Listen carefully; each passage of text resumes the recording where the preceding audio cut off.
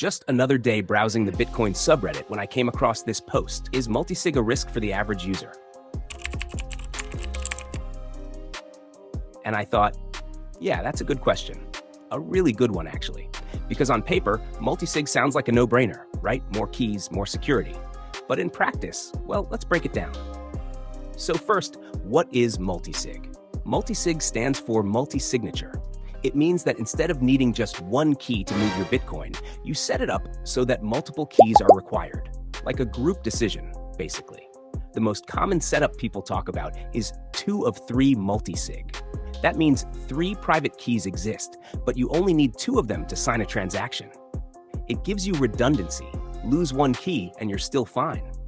And it also adds a layer of protection against theft, hardware failure, or, I don't know, dropping your seed phrase into a lake. So yeah, sounds pretty solid. But is it too much for the average person?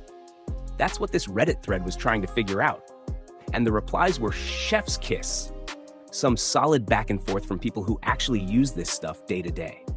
One user, UtReekX, made a simple but powerful point.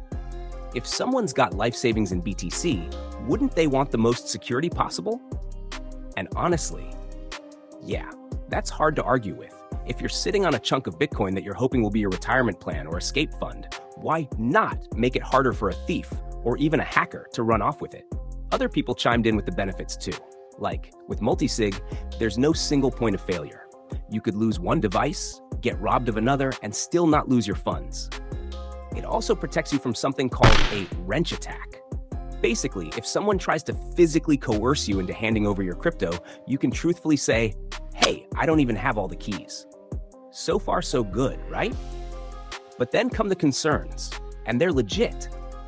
Another user, Halo20, said, it might be daunting for the normie to manage 2/3 keys.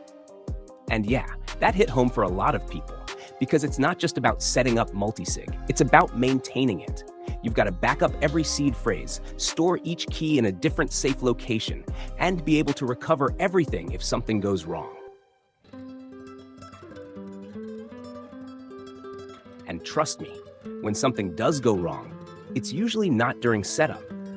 It's a year later, when your hard drive fails, or you move apartments and misplace a notebook. Some users shared stories about this exact thing, setting up a multisig wallet with good intentions, only to realize later they didn't have the backups they thought they had. Or they messed up saving the XPubs, those extended public keys you need to reconstruct the wallet. That part's especially tricky, because if you don't have them all, good luck restoring anything. A few people also brought up that a lot of wallets don't handle multisig very well. The user experience can be confusing, especially when you're trying to verify receiving addresses across multiple devices. Some people don't even realize they're supposed to verify on every signer device. One of my favorite comments in the whole thread was this: anyone giving opinions on multisig without asking how much BTC you have is not informed. That's such an underrated point. Like, if you've got a few $100 in Bitcoin, a simple single signature wallet with a strong passphrase is probably fine. But if you've got a few thousand or more, it might be time to level up. Multisig isn't for everyone. It takes planning. It takes discipline. You've got to treat it like a personal security system. If that sounds like a hassle, that's okay. But if you're sitting on serious sats, it's probably worth learning. A bunch of folks in the subreddit also gave some really useful tips. Use different brands of hardware wallets. Don't go all in on one vendor. Maybe use a cold card, a Trezor, and a Bitbox. That way, if one company goes rogue or disappears, you're not screwed. Store each key in a different place. One at home, one in a bank deposit box, maybe one at a family member's house. Back up your XPubs, seriously. You'll need them to recreate the wallet if one device fails, and test everything.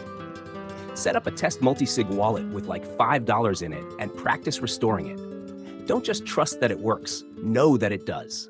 At the end of the day, the takeaway is this: multisig isn't risky because it's insecure. It's risky if you don't take it seriously. It's like having a safe with multiple locks. Amazing protection, but you better not lose the keys. So, if you're just getting started with Bitcoin, maybe hold off until you've mastered the basics. But if you're building generational wealth in BTC, Multisig is absolutely worth exploring. And that's what the subreddit was getting at. It's not about multisig good or bad. It's about multisig when. And the answer really depends on you.